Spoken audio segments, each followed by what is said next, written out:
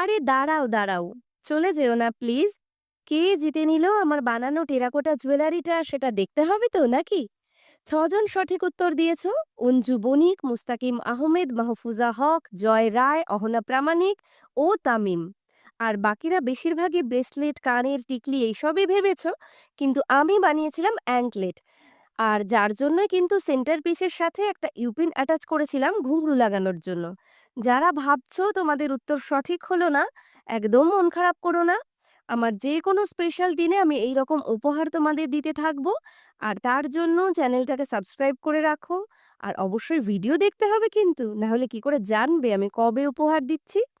যারা সঠিক উত্তর দিয়েছিলে আমি তাদের মধ্যে একটা লটারি করেছিলাম। ফাইনালি জুয়েলারিটা পাচ্ছে জয় রায়।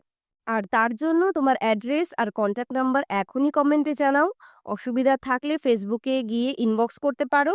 আর তোমরা সবাই জানাও এই ইউনিক পায়ের নুপুরটা কেমন লাগছে। সবাই খুব ভালো থেকো। আজ আসি। টাটা।